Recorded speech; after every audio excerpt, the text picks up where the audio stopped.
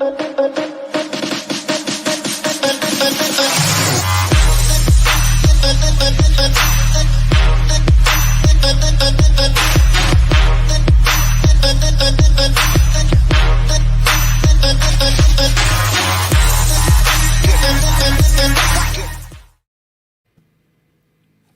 everybody. I'm Selena Rezvani, and welcome to Women and Work Culture. This is a live stream all about helping women rise at work. And today we're talking about a juicy subject, which is how to lead in a VUCA world.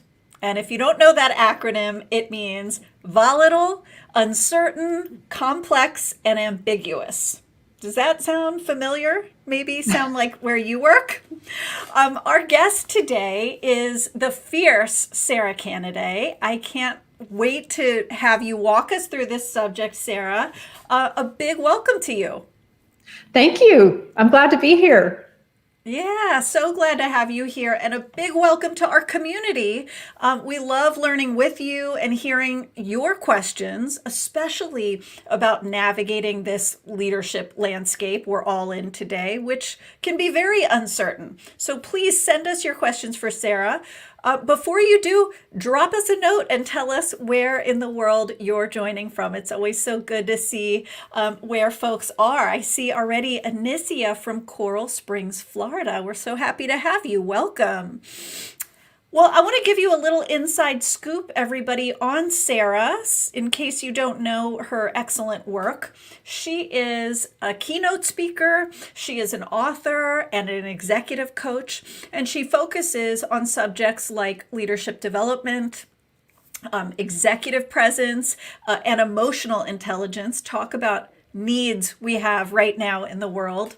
She authored the book with the coolest name, you have to hear this, You, According to Them, uncovering the blind spots that impact your reputation and your career.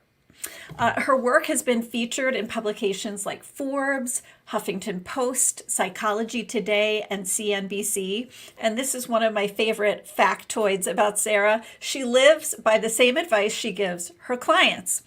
Be honest with yourself, never stop finding ways to improve, and if all else fails, head to Starbucks for a double mocha latte with extra whipped cream. Hallelujah to that. I could use one of those right now. Yeah. We're so excited to hear from you today, Sara. And Edelvina, welcome from Scotch Plains, New Jersey. You're not too far away from me. I'm holding it down in Philadelphia. So, Sara, I want to jump right in and ask you a question. You've been at the forefront of really identifying, hey, classic old school management techniques are not going to work in this new world. They're not going to cut it. What do you think we really need to know about navigating this new environment we're in?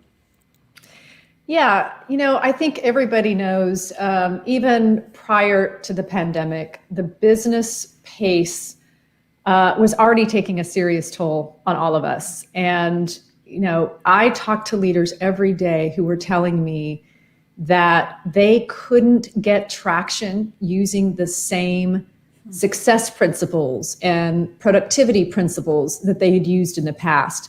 Working longer hours, staying more tethered to their devices wasn't necessarily catching them up. So because of this unprecedented and uncertain environment, we need to try on new practices, quite frankly. And that's really, if you think about it, it's really counterintuitive.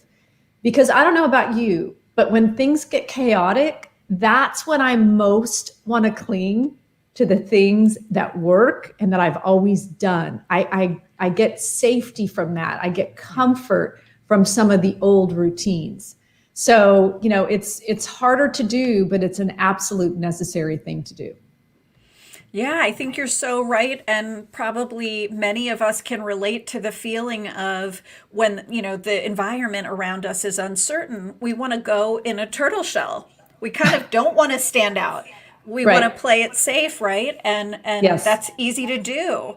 Will you give us an example, Sara, of one of these old management techniques that kind of doesn't cut it today? Yeah, I mean, the one that jumps out at me is the one that's hardest for me to defy, to counter, if you will, and that is our obsession with the bias for action. I grew up, my father spent some time in the military, not necessarily my youth time. He's an engineer by trade, but certainly that stemmed from, being in the military. That's how he raised me.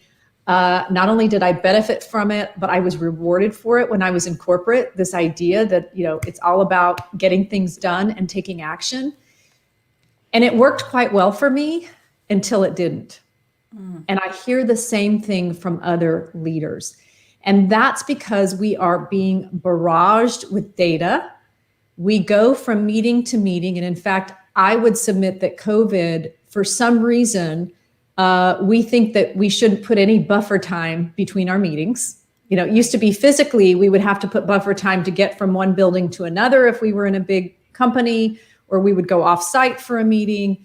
Nowadays, we're putting them back to back. And so in one day, we are consuming so much information.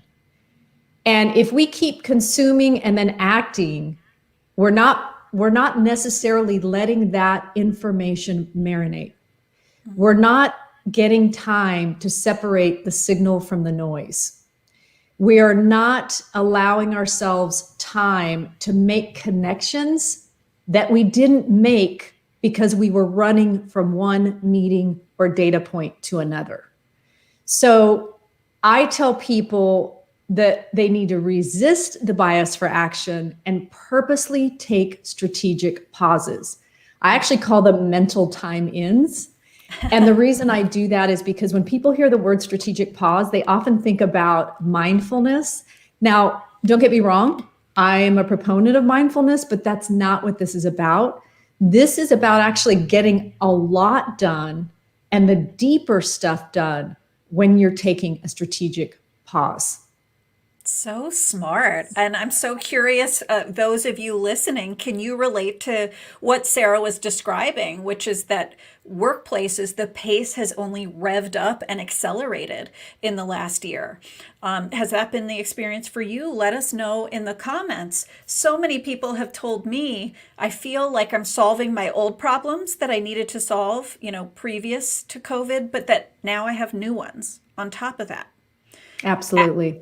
Add to that what you said, Sara, which is people don't have a lot of margins around meetings, a lot of thoughtfulness kind of time or time to get different perspectives. And, it makes you wonder, are we set up to make the best decisions in a go, go, go, move, move, move, act, act, act world? I can see how it's dangerous.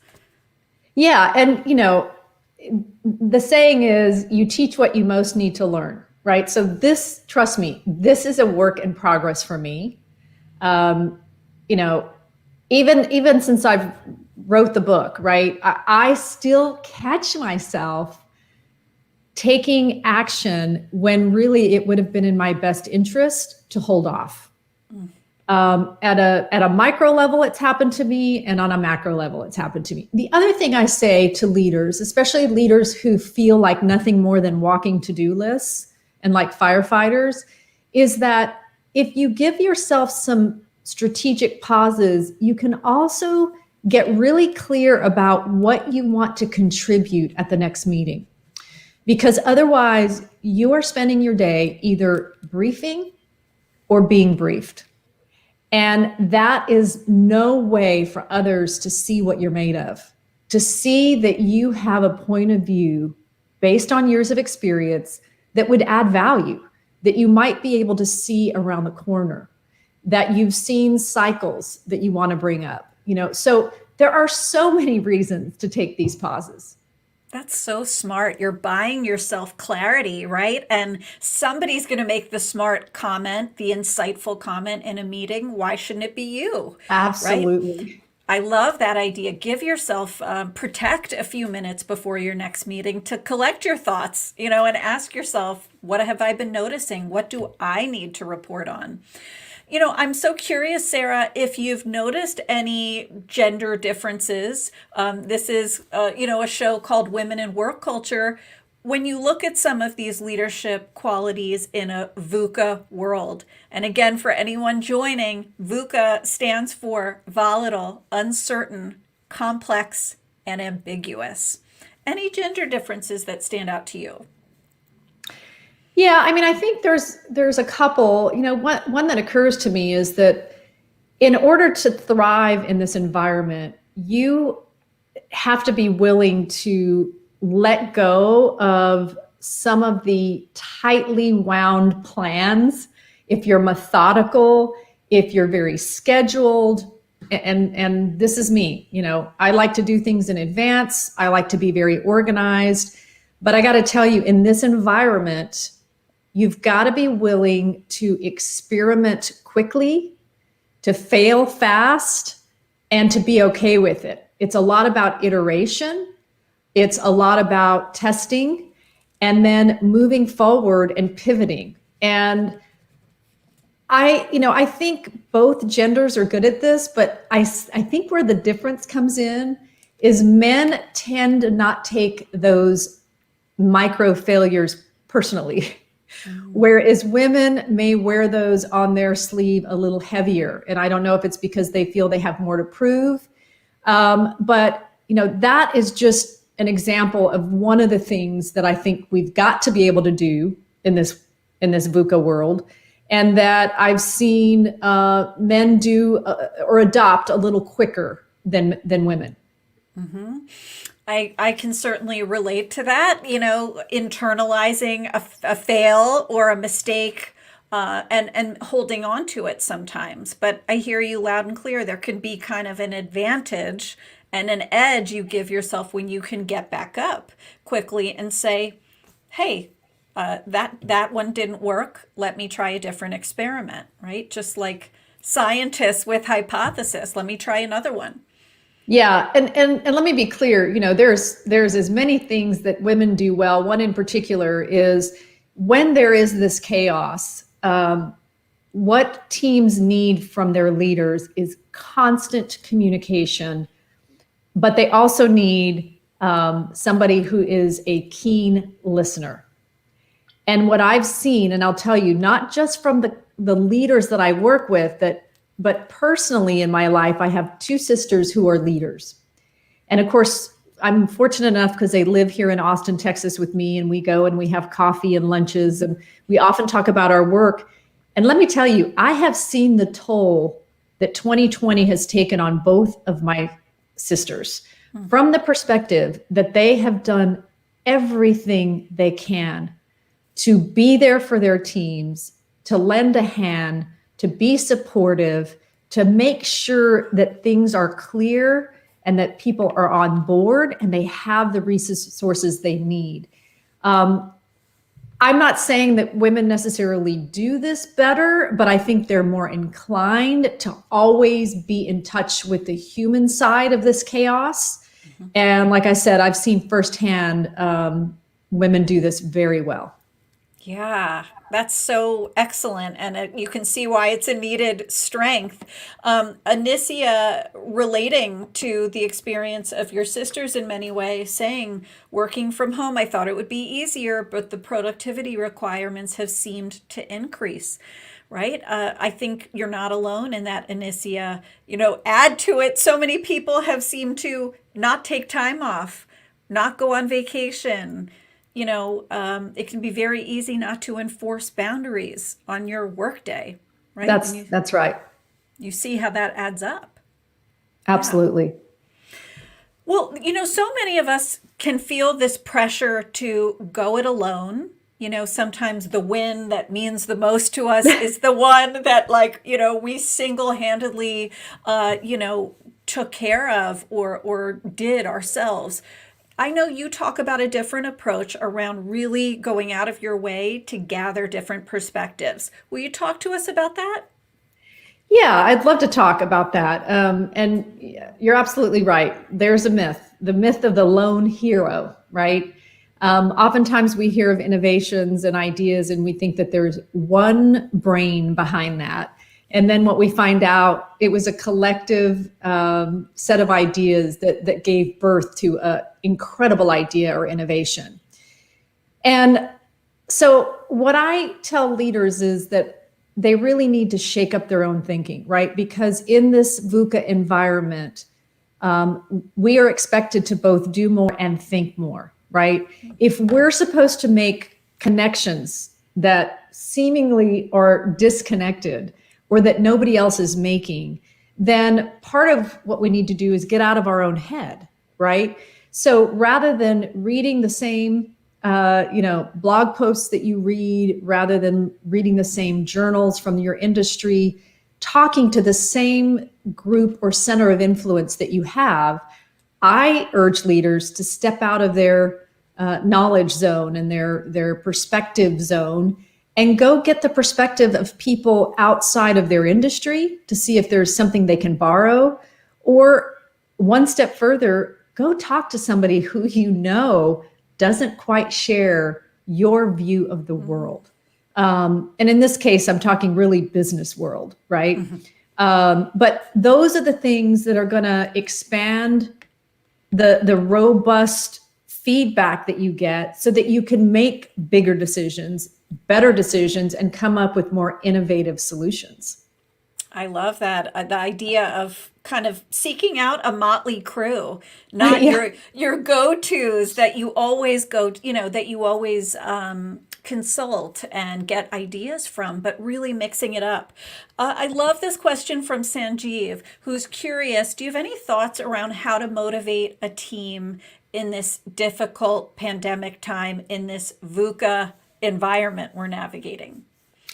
Yeah, I mean, that's a really hard thing to do because people are each under their own level of stress, right? They've got kids that are schooling from home. They're taking care of parents in some cases.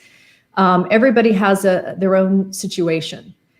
But I think, what people need from leaders right now is not only to care for their well-being, but they need that person to be a positive spot. And I'm not talking Pollyanna, but I am saying that it is helpful to have whoever it is that's guiding your team be the person that can put things in perspective, right? Because most of us, what happens is we ruminate over things that are hard and difficult and it worries us. But a leader can kind of take what they know and assume to be some of these global worries and put perspective around it, right? They can also be transparent and share how they feel and how they're adapting to this new, not so new, but chaotic environment. And then the other thing I tell leaders too is try to take the awfulness out of the situation. So for example, if you're worried about your job and whether it's going to exist, or if you're worried about the team and whether some items are going to be pulled from, underneath the rug in terms of deliverables. If there's vulnerabilities, as a leader, you can do scenario planning with your team. In other words, put it on the table. Do a whiteboard on Zoom with your team and say, all right, let's talk about worst case. What would happen? How would we respond? Let's talk about best case. Now let's talk about somewhere in the middle, which is more likely to happen. And that way it is out on the table. There's not this awfulizing that goes on. That's not a word, I'm making it up, but it really puts things in front of people and they can process it as opposed to hold it in and having it sit there while they're, trying to get motivated to work. I love that. Sanjeev, what a great question. Thank you for posing it. And what a great response, Sarah. There's such a relief, isn't there, when a leader puts things on the table, as you said, Yes, and kind absolutely. of, faces down the fear and calls it what it is. I think those are moments that make leaders and Yes. that we all remember. So, don't run from it, right? Face it head Right. on. I think it makes a Absolutely. difference. You mentioned data earlier, Sarah, and there is kind of an obsession right now with data. In data we trust is a statement I've heard. You say there can be a danger in being too obsessed with it. Will you tell us what you mean by that? Absolutely, I do. And I've seen this just in the past. I mean, it's always existed, but I see it more because we are becoming more and more reliant on data. Again, don't get me wrong, because of data, we've been able to do some amazing things. But what I see happen is sometimes people are blinded by the numbers, so to speak, right? And they miss out on what behavioral scientists call soft intelligence, or it's also known as thick data, which simply is the human insights behind the data, right? And so I tell leaders, for example, watch for signs that you are sitting behind your desk and you are over relying on data. You need to be able to test the data. You need to know where it's coming from, how it was gathered, who presented it, and you need to be able to, more than anything, harvest the nuances behind the data. So if you think about Net Promoter Score, if you think about customer surveys, we are given a number, but we're not sure of what the intent was behind the number. Why was I given a 9 out of 10? Why was I given a 3 out of 10? It's not until we know those data points that we really can make better decisions. You've probably heard this often, where companies make decisions that they build a product based on what the customers tell them they want and need. Turns out, customers not even using the product in the way that they said they would, right? Yeah. And so this happens on a big scale. It happens in a small scale, even with your own team, right? Maybe you're doing surveys, culture surveys with your company, or smaller check-in type, check the pulse type surveys that you see a lot of HR companies coming out with their applications. But you need to be front and center with your employees. You need to be talking to them. You need to be hearing firsthand about their lived experience. That's what's key. I love that. There's almost always a story, right? Or a voice to the data. And I Absolutely. think it can be easy. One of the spaces I work in is diversity and inclusion. And sometimes when it's reduced to just this like mathematical exercise, Yes, I mean, of all areas, right? You really miss that human component. And it's not enough in that case to just look at the data. Like that's you right. said, what spurred that data collection? What were some of the qualitative pieces of data that came with, maybe the quantitative data? Right, right. Really important context. And I love your counterpoint. That is counterintuitive today. It is. You talk about a kind of risk of expertise. That's another counterintuitive point you raise. What do you mean by that? Why should we be watching for this experts know it all kind of mindset? Yeah, well, at its simplest, it's we aren't seeing things with fresh eyes. I mean, that's really at the heart of it. And it reminds me of the black belt in martial arts. And I am not somebody who studies martial arts or practices, rather. But I did study the belt, the different belts and what they signify. And what I learned is that when you reach the black belt level, it's really not signifying the end of your learning journey. It's not that you have mastered it to the point where you've earned a black belt. It's really about renewal and transformation at another level, right? You're ready to learn at a very high level. You're also ready to both teach and learn. And so the same thing can happen with leadership, with any profession, frankly. Anytime you think you've reached the end of your game, that's when I think you start to lose out, and you over rely on your hours of experience and on your know-how. And, especially in this environment, your competencies have to continuously evolve. And in fact, I would submit that some people who have deep, deep skill and competency in some areas are going to be challenged because their companies are now needing a whole new set of competencies. So yeah, the risk of the expert. Yeah, and it made me think of hearing you talk some of the prime ministers who were especially praised during this pandemic for getting things under control in their countries, and I'm thinking of, New Zealand, for example. Absolutely. And it seems like there was a beginner's mindset kind of approach, which is this is new. This is something where I want to consult many experts who are very much on the front lines of it. We're not going to make assumptions or just use the expertise we have. We're going to go out and really scour the people who know it best. Yeah, and I think there's an aspect of inspiration and motivation for leaders who are burnt out, right? I mean, to some degree, I think having a beginner's mind offers a fresh, new way to look at things, and so it can bring sort of a newness to your role that you otherwise just weren't getting because you're infusing it with some new things, new perspectives. I love that. This is incredibly inspiring. If any of you have a last question for Sara, now's the time to get that in. I love a great analogy, and you talk about this need for all of us to prune back a little bit.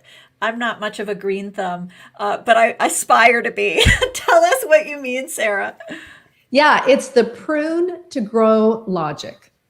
And essentially, what that means is you have to become a take no prisoner or have a take no prisoner attitude about what gets your time and attention in order to keep up with this pace. So oftentimes, I'll tell people they need to make a stop doing list. Literally sit down and figure out, how am I spending my time? What am I doing? And what deserves my time and attention?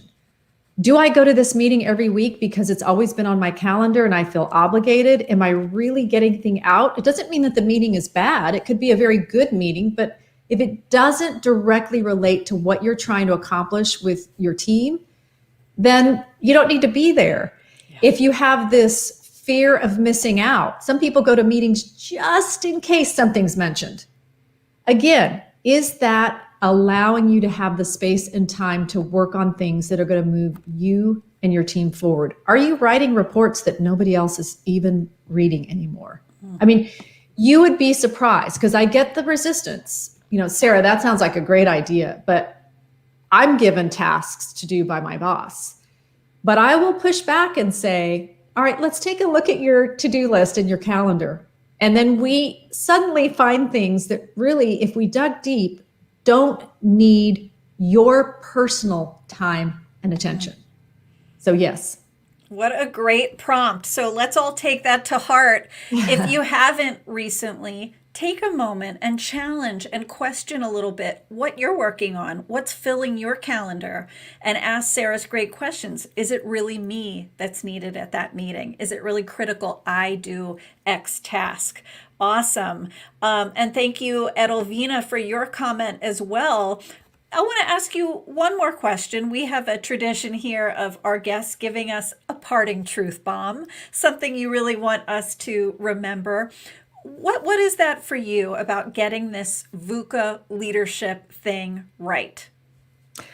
Selena, I'm just going to reconnect to what I said early on, which is in the haste of today's just always on do more world, we are going to be tempted to hold tight to our habits and our routines. And what I'm going to say to people is this is never a better time to try on new practices. And those practices are going to help us take back what gets our time and attention. And more importantly, I think those practices are going to help us ignite fires, not just put them out, and bring more meaning back to our roles as leaders. That's awesome and inspiring. Thank you so much, Sara, for this awesome kind of inspiration, but also so much of the practical advice you've provided to all of us today. I know I've taken away this idea that what got you here won't get you there. That's right. You know, that it's so important to keep investing in yourself, right? That's the best ROI you're ever going to get. I hope all of you will follow Sara here on LinkedIn. She posts so many fascinating things. You can keep up with her wonderful LinkedIn learning courses. I also just put a link in the show notes to her website so you can see all the wonderful things she's up to. I hope you'll stay in touch with me too while you're at it. Subscribe to my newsletter on LinkedIn called Quick Confidence. It's 20,000 subscribers strong, and boost your confidence with my LinkedIn learning courses as well. I want to thank you again, Sara, for all of your great information today. Thank you to this wonderful community. Remember, what got you here won't get you there. So keep leveling up. Stay well, everybody, and lead on. Thank you.